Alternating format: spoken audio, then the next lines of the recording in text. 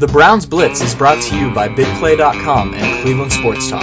Now here are your hosts, Rod Bloom and Sam Maddie. And welcome to the Browns Blitz. Today is Tuesday, April 16th, and this is episode 9 of the Browns Blitz. So how are we doing today, Sam? Doing well, man, and just been a busy week so far, but definitely ready for some football talk with Emory Hunt tonight. So should be a great show. Yeah, Sam, I appreciate you taking some time out of your busy schedule to join me tonight.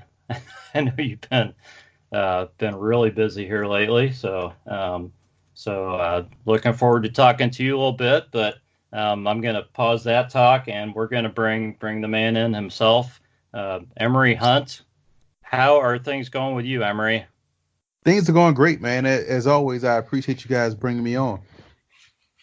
Well, I mean, we're really excited to have you on and to talk some draft. I mean, it just seems like we've been talking about this thing forever, looking forward to it. Now it's, what are we, like 10 days away at this point? Yeah. It's getting real close. So why don't you, Emory, before we dive into it, why don't you just kind of put some stuff out there where everybody can find you and your content? Well, you can follow me on Twitter at FBallGamePlan, and all of our content is on footballgameplan.com or even on our YouTube channel, which is booming right now at youtube.com/footballgameplan. That's where you can find all our updated content, from mock drafts to prospect interviews to prospect grades. All that stuff right there is on our YouTube channel, updated constantly at youtube.com/footballgameplan.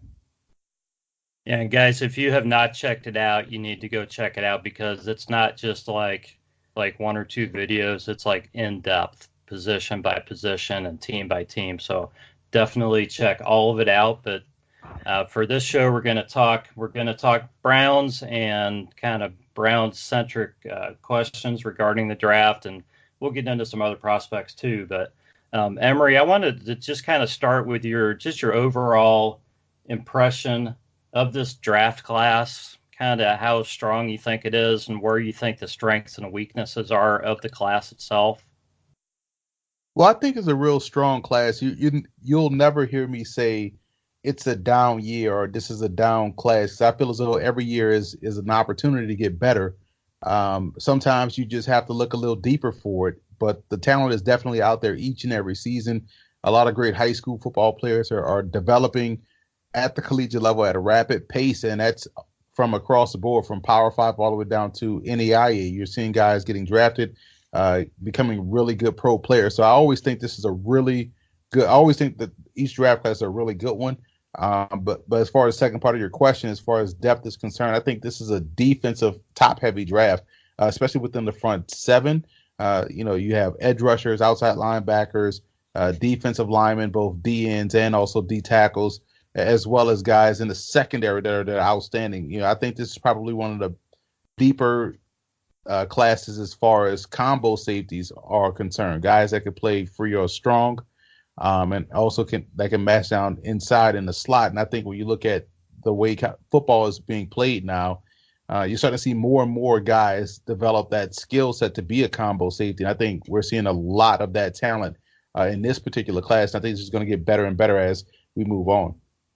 Hey, Emory, with everybody recognizing that this is a defensive strong draft, which offensive position do you feel really stands out, being kind of in the shadows of such a strong defensive draft? I think the offensive line. I think you look at the guard position, and the offensive tackles are outstanding in this class. And I found myself being more infatuated with how well the guards are, and these are bigger guards that can move and get out and pull and be effective on both ends of offense. So I think because everyone is talking about the defensive side of the ball, and rightfully so, they're missing the fact that this is a fantastic offensive line group as well. Which position do you think is the weakest offensively? To me, it almost looks like running back seems to be. But I haven't really been paying attention to quarterback, running back. Obviously, I think wide receiver stands out to everybody just with, all the hype that happened at the combine. So what position offensively do you think is the weakest? Well, I don't know if there's. I think they're all tied for a good group. I don't necessarily think one is weaker, but I will say this: looking at the running back position, there's only one running back that I would feel comfortable with taking in round one. When last year I want to say it was maybe 4 or 5 guys, and the year before that it was about 6 guys that I would feel comfortable taking in round one. But this year there's only one, and that's Darrell Henderson out of Memphis. And when you look at everybody else, you can have questions about them. I think this is probably at that position you see more complimentary guys as opposed to guys that could be the lead dog. Yeah, Emory, I wanted to talk about John Dorsey and the Odell Beckham Jr. trade, which we're not going to talk about the trade itself, but the comments that John Dorsey made following that trade and the trade of pick 17, where he really said that he felt like once you got down so far in the first round that he really didn't feel like guys were worthy of a first round pick, that he kind of felt like I think there were only so many guys worthy of a first round pick, and then you were kind of in this big mass of guys that were kind of second rounders. I kind of wanted to get your take on that, whether you thought that was accurate or whether he was just kind of selling the trade. I think he was selling the trade, but you could also understand where he's coming from, especially if you're looking at where he is at the position. If they were going to take a wide receiver there, they're stacked at receiver. You have Jarvis Landry, Callaway was really good last year. You add Beckham. Higgins seemed to be a favorite target of Baker Mayfield. So it's easy if I have Bo Jackson and Marcus Allen in the backfield, I'm going to say, man, this running back class is kind of, it's kind of average to me. Yeah, but because of course he could say that because he just landed a premier option and made that unit probably the strongest in the AFC North. So I think when you look at him saying that, I think he's also selling the trade, but I can understand it. When you look at first round grades, you probably when I think of first rounders, or when I think of, let's say, top 15 picks, I'm expecting guys to come in and be immediate impact players. Because I'm from an era where when you took a guy in the first round, that dude was serious. He was that much better than the rest of the group. You're talking about the top 32 picks in the class of 2000. So that guy gotta be, a dog, so to speak, in terms of what he brings to the table. Now, granted, you may not have 32 first round grades on players because they may only be 15 guys that are worthy of that level of talent.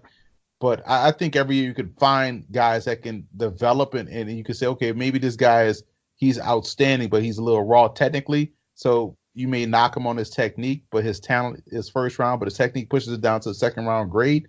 So that's a guy you definitely take in the first round. But as far as pure first round talents, there's a few in this. I won't say there's probably like 15 guys that you could say, okay, these are bona fide first round players. So I can understand why he said it, but I also believe he was selling his trade. Yeah, let's dive into your Browns mock draft, which we both had a chance to look at. I don't know if you have that in front of you or if you have that memorized or if you want me to kind of feed that to you as we go. But very interesting, the guys that you had the Browns taking, starting with a cornerback in the second round, which I think a lot of fans are expecting corner, probably at 49. You have DeAndre Baker going to the Browns at that point. Yeah, Baker is a guy that, with the way I do my mock drafts, it's based off my grades and it's based off what I would do as a GM. And so the way this mock fell for Cleveland, Baker is there in round 2, and it makes sense to grab him because here's a guy that would be the perfect pair to what they drafted last year in Denzel Ward. Baker, I love his aggressiveness. He's a press man guy with ball skills, while, Ward can press, but Ward is also a tremendous athlete with ball skills that can run. So you have 2 guys on the corner with ball skills, and I even said it in the video. It's like their own version of Frank Minifield, and I don't want to put too much pressure on those guys, but they were, Frank Minifield and Hanford Dixon. Yeah, if you put both those guys out there, I don't want to put, I don't put that much pressure on him, but that'll be a nice duo for Cleveland. Two guys that could cover, that could run, that can match up well, and they got ball skills. That's a receiver's or a quarterback's nightmare because you can't just go away from one guy. Emory, who are two, or where did DeAndre rank in your corners? Well, I rank my corners differently than most. So I do boundary corner, field corner, and slot corner because it's tough to rank guys where you kind of know they're going to play different positions. So you want to give them an opportunity to be successful. So when I looked at DeAndre Baker out of Georgia, I think he's more along the lines of a field guy. You know, a guy that can turn and run and be successful on the outside. Some people think he could be on the boundary side, short side, but I trust his athleticism a little bit more. So he was fifth in my boundary corner. I had Rock Ya-Sin, Julian Love, Derek Beatty, Isaiah Johnson out of Houston, all before Baker. I love those guys' athleticism a little bit more than Baker, but Baker is always around the football, and he's a guy that, again, that's the type of guy you want. You know, so it's not a knock on his skill set. It's that if I have guys rated equally with skill, then you also look at other things to kind of push guys ahead of some other guys, and a lot of that had to do with athleticism. Okay. Somebody that we've been really high on, that we've talked about over and over, is Byron Murphy. What are your thoughts on him? You know, I don't think that he will be there available for us unless we were to trade back into the first round. You know, in the range of like 23 to 30. I don't think he'll be there. But what is your take on Byron Murphy out of Washington? Well, he was my number one slot corner. Gotcha. So I love him on the inside. And again, the common theme with me and guys in the secondary, you know, is first of all, guys on offense is can you score, and guys on defense is can you take the ball away. And I love his ball skills. I love his ability to mirror and match. Some people like him on the outside, but I think with the way he's able to undercut routes and really match quickness with quicker wide receivers and also take the ball away, I want that guy on the inside. And, you know, you've seen the slot position grow into a premier position, so why not have a premier corner there as well? And I think he can be the best slot corner in this class.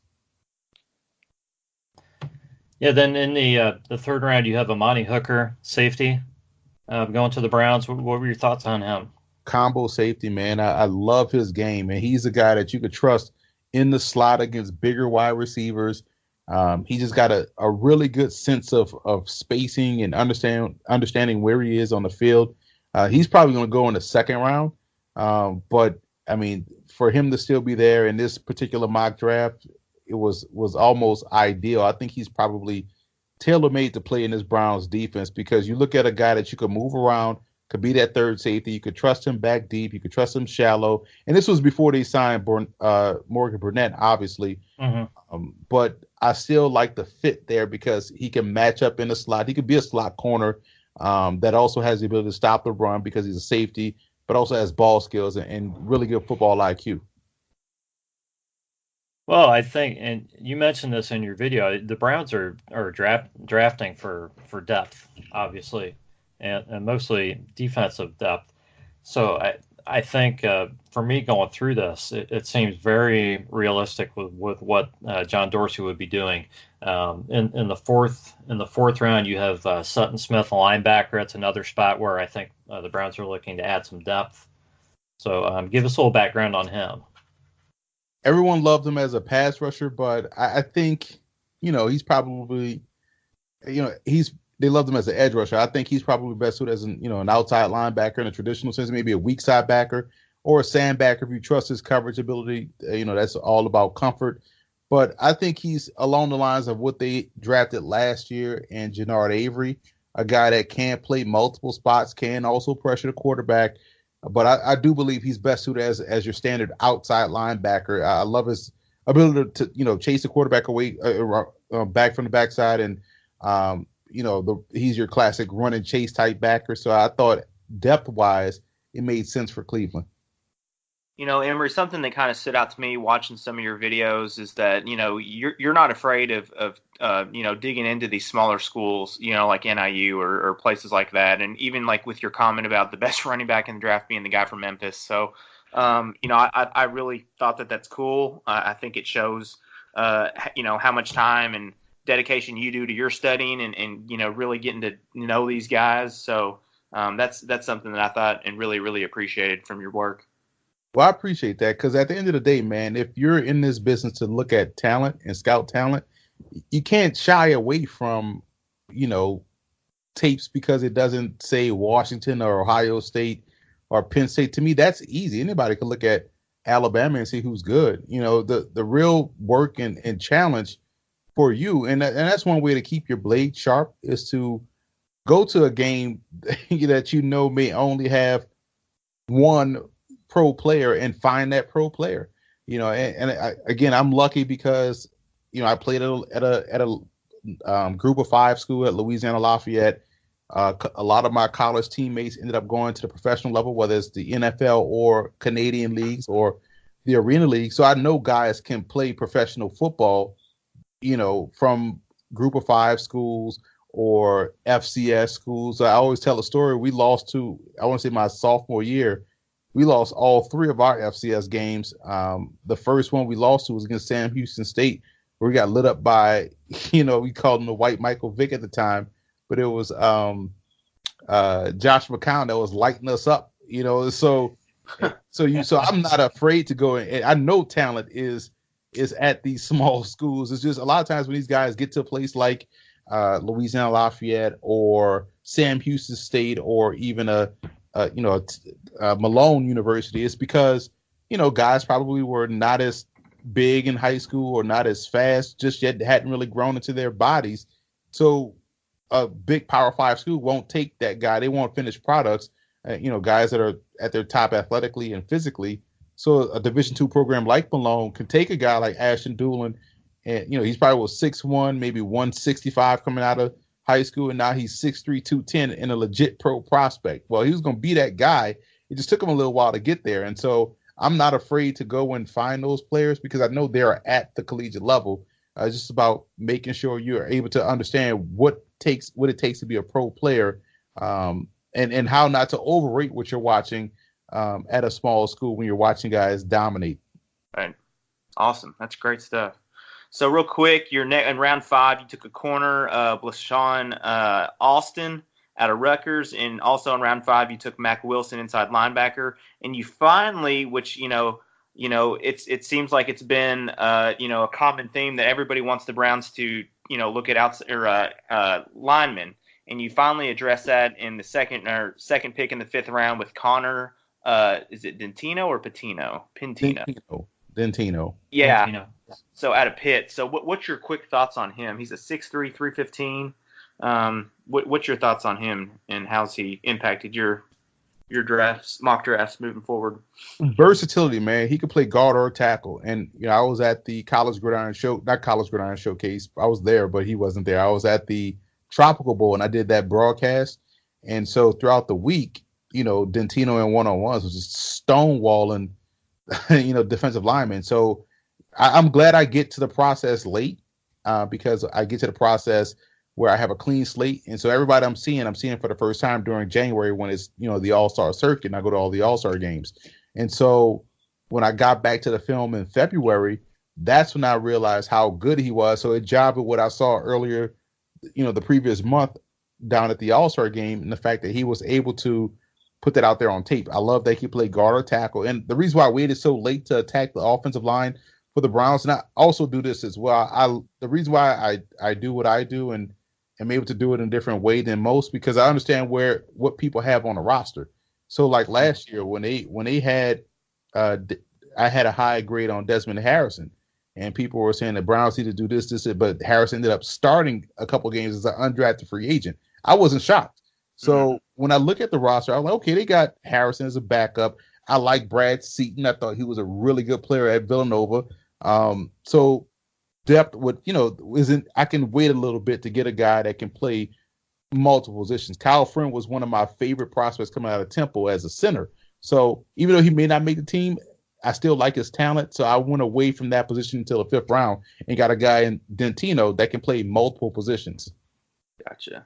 So your last 2 picks, in the 6th, you had a wide receiver, and then last you had a quarterback. Do you think that those guys are just going to be kind of some camp competition for the other guys? Obviously, we brought in that AAF quarterback from the Apollos in Orlando, and then we still have it's crazy to think that our fourth guy in our wide receiver depth chart is Antonio Callaway. Like, what a great problem to have.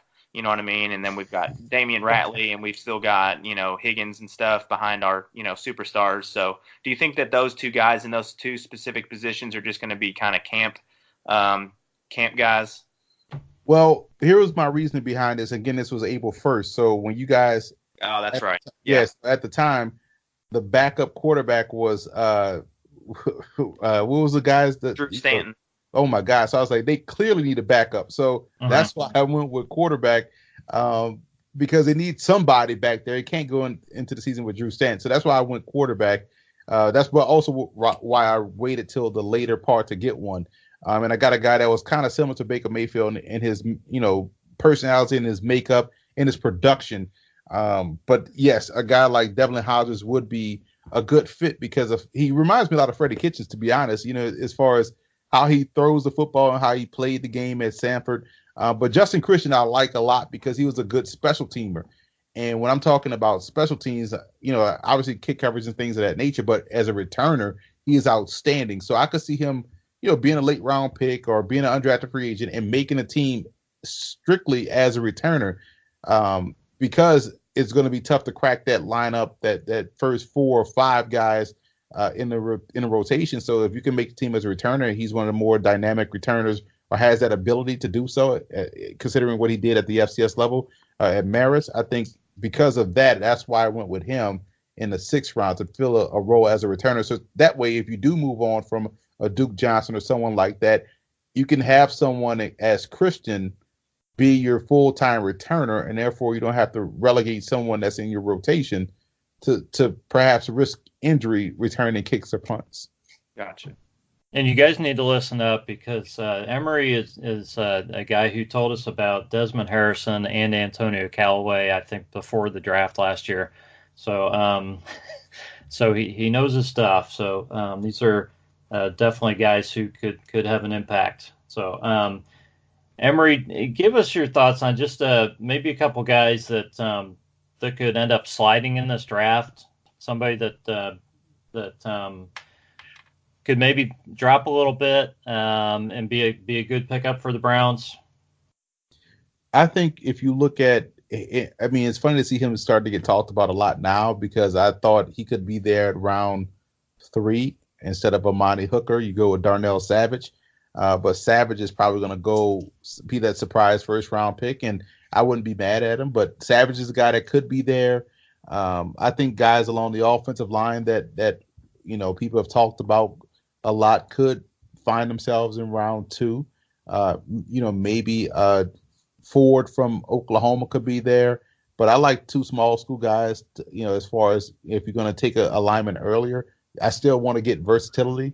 Guys that can play multiple spots. So you look at Ali Udoh from Elon, or maybe you look at Josh Miles from Morgan State. They can play guard or tackle. So I think those guys will be there. Jimmy Moreland is another corner that I like for you guys, a small college guy out of James Madison.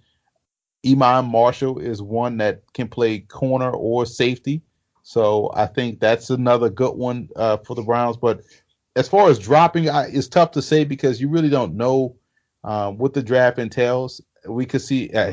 I think if Daniel Jones goes before Dwayne Haskins, I think that sends everything into a flurry as far as the draft is concerned. So you wouldn't know, or if the Cardinals decide to take a position player as opposed to Kyler Murray. I think if those 2 things happen, and we've seen the draft do weird things. The Browns shocked people last year by taking Baker Mayfield number 1, and the Ravens shocked people last year by trading up and getting back into the first to get Lamar Jackson. So, when Lamar Jackson, in what world is he not better than Josh Allen or, players like that? So we've seen the draft do crazy things.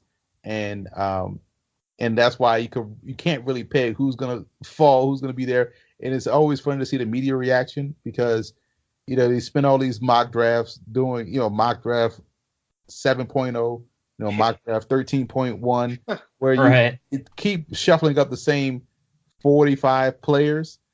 So when folks see those 48 mock drafts that are all talking about the same 45 players.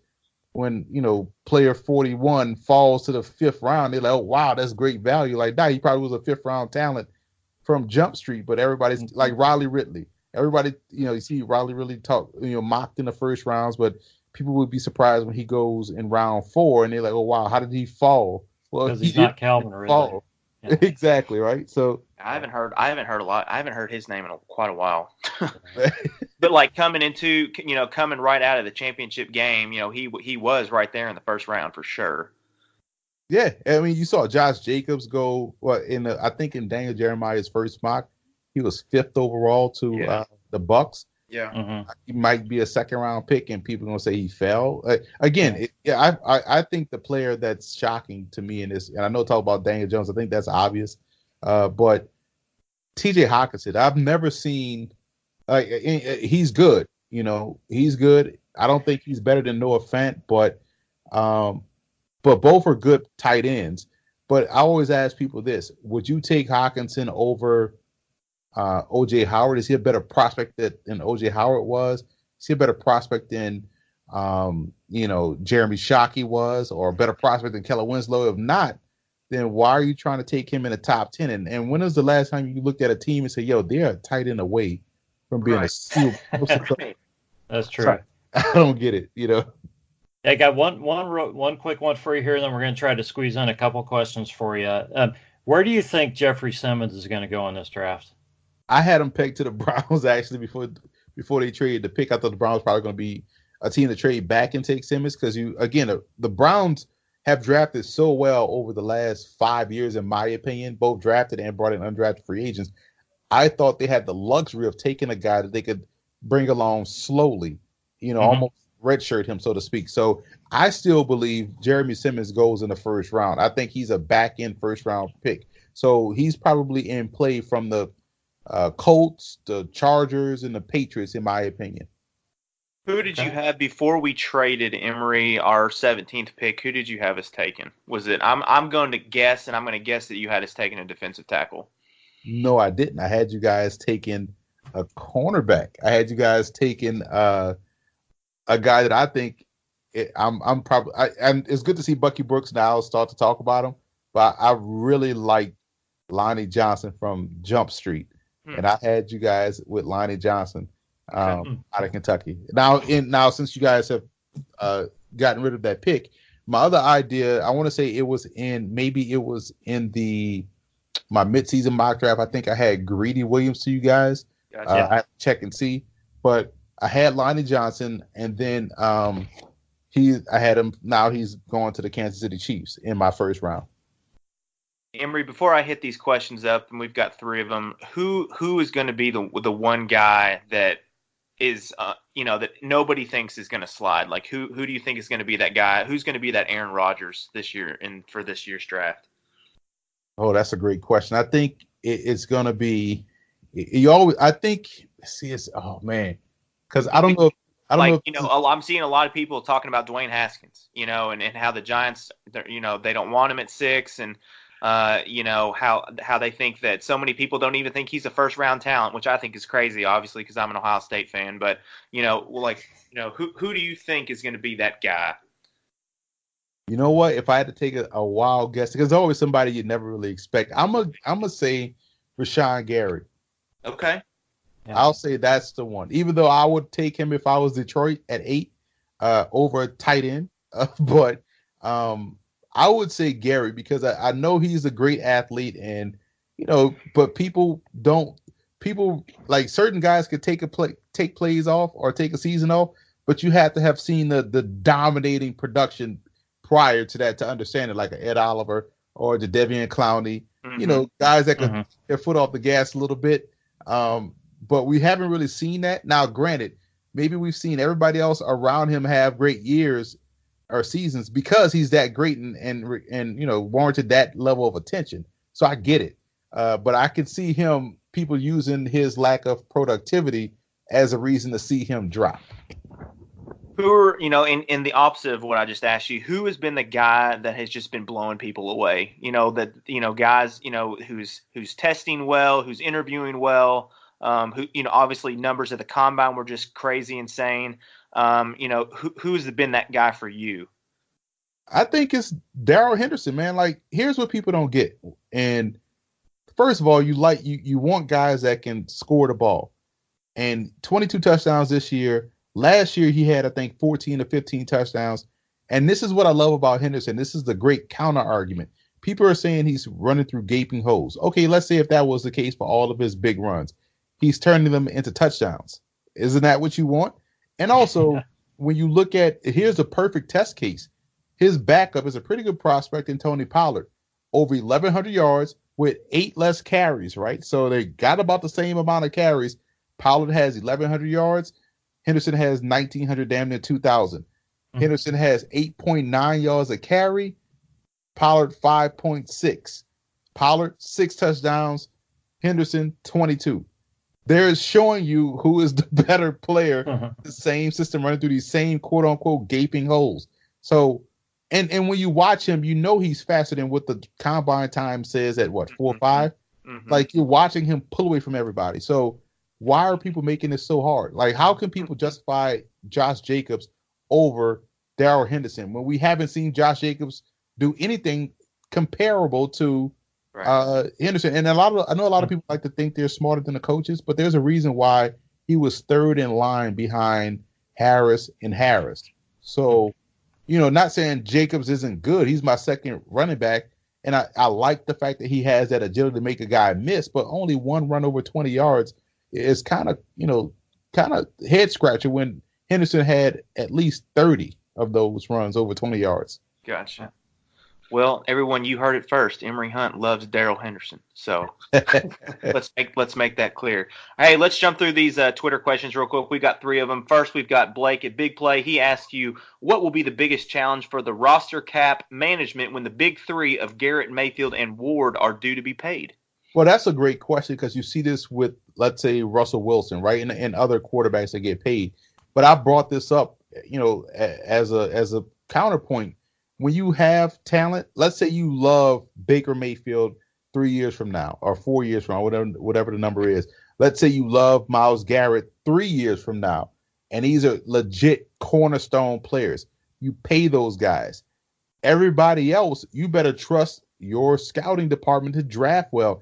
As long as you're able to draft well, that's 7 free or 7 cheap contracts every year at least, right? There you go. Drafting well, you're gonna be just fine. You could pay premier players. So I'm not mad at the Seahawks for paying Russell Wilson. That's money well spent.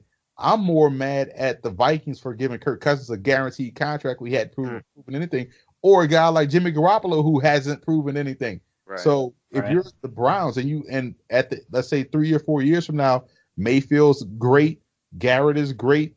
Let's say another premier player that they have on Ward is great. Pay those guys and then continue to draft well everywhere else because greatness will carry you a long way. We've seen it. Name a receiver outside of Doug Baldwin and Lockett on the Seahawks roster. You really can't. You just know that there's going to be a random dude out there wearing a receiver number on Sundays that's going to have some good yards because that's just how they do it. Talent really supersedes system. And I can see now how people say so-and-so makes the players around them better. That's the Seahawks test case. So if they continue to draft well, like the Browns I'm talking about, then it doesn't matter how much you pay your premier players. Great. All right, our second question is from Jiggy at Big Play, and he says, what do you think the biggest point of concern is in this draft? I would, biggest point of concern would probably be, let's say, the depth of the inside backers, right? And that's kind of the way football is going now. Where you struggle to find those thumpers because, the game has changed at the collegiate level. It's a spread out game. Guys got to be able to run. So if you can't get a Devin Bush or a Devin White early, you can really wait till round 5 to find an inside backer that can, fill a role for what you needed. And I'm a big fan of Trey Lamar. I know people question his athleticism, but every time I watch him play, him and also Deshaun Davis out of Auburn, they're always making the tackles. And to me, that tells me you got good instincts. So your instincts supersede your athleticism. But if you want the athlete, that's also a very good linebacker. that's where the drop off is, because you don't see those type of guys hang around long in this day and age because they don't really produce them as much as they used to back in the day. Right. All right, Emory, we got one more, man. It's from George B. GB Dog 55. He says, if you were to target one player for the Browns to realistically trade up to go get, who would it be? Whew, that's a great question. Because I would say take the best combo safety. So if I'm the Browns, I know they brought Morgan Burnett, but you lose a Jabril Peppers, kind of a matchup piece guy that was always involved. How about you go and replace him with I think is the best combo safety in the draft, and that's Taylor Rapp out of Washington. Mm-hmm. So I think if they can get him, now again, my grades are not the Browns' grades, so whoever they view as that top guy at that position that's Jabril Peppers like, I will go and get him because the defensive line looks straight. Edge rusher is your edge rusher. You could create pressure, and I think linebackers they're solid with Avery and Schobert they like. So maybe if you can go up and get a Devin Bush or a Devin White, and Devin White and Devin Bush, sure. But if I'm trading up, I'm going to get Taylor Rapp if I'm the Browns, or Amani Hooker or Darnell Savage. One of those three. Juan Thornhill is great too. So I would let's toss him in there too. So any one of those four guys that can play that combo safety role really well, go and get them. Gotcha. Will you be at the draft here next week, Emory? I will be not at the draft because Thursday night, first round, I have a show I do in New York City. It's a draft show on Fantasy Sports Network, so they always bring me in to talk. Okay. Pick by pick analysis. So Friday and Saturday, I thought about coming down to Nashville, but the logistics just didn't add up. Like I was going to be staying too far away from downtown, and it was like, Gotcha. So I was like, let me just do what I do on Thursday night, and then Friday I'll just be watching the rest of the draft like everybody else. Gotcha. I was going to try to meet up with you. I will be there on Thursday and Friday, so good times. Looking forward to it for sure. And real quick, who are you a fan of? What team is your team? Growing up in New Orleans, man, I'm a Saints fan. So that's why it's so funny to see now. Again, growing up in New Orleans, you could legitimately go to the Superdome on a Sunday and walk in the stadium. Like New Orleans, like the biggest, smallest city. So you knew someone at the door. You go in and just go have a seat. And now you can't even get downtown to the Saints game because they have a whole new tailgate area. And it's like season tickets are sold out years in advance, which is mind blowing to me. So growing up, I never thought I would see the Saints win a Super Bowl. Never thought I'd see a situation where games would be sold out for a little bit different. Yeah, a waiting list. It was just bizarre to see. Because again, I grew up when we had like pockets of success in the '90s, and then when Aaron Brooks got the playoff win, that was huge. But yeah, that's who I'm a fan of because again, that's like home. So growing up there and going to games and knowing a lot of Saints players going through high school and in college, that Saints have always been dear to my heart. That's my quote unquote team. You got my boy Michael Thomas down there too. So that was Buckeye South down there, man. Yeah, definitely. It's awesome. Well, Emory, we appreciate you taking time out of your schedule to join us and talk some draft. And everybody out there, if you're not already, make sure you're following Emory and checking out his stuff. Emory Hunt, we appreciate your time, and we're going to be watching the draft. And I know for you, it's almost kind of like, I guess, watching your kids go off to school or something, watching this thing happen, huh? Well, it's just the beginning because for me, a lot of the guys that I've also studied are going to be signing undrafted free agents too. So, and I always count that as part of the draft because sometimes some teams have better undrafted players than they did in the actual draft. Mm-hmm. So you gotta factor that in. And I would leave you guys with this because I'd be remiss if I don't say this. You guys do excellent work here. I appreciate you bringing me on the podcast as well. But if the Browns don't average 35 points a game next year, I'm highly disappointed. Yeah. Highly disappointed. I think we will too. All right. Thanks so much, Emory. Appreciate this you. this has been the Browns Blitz, and we will catch you guys next time.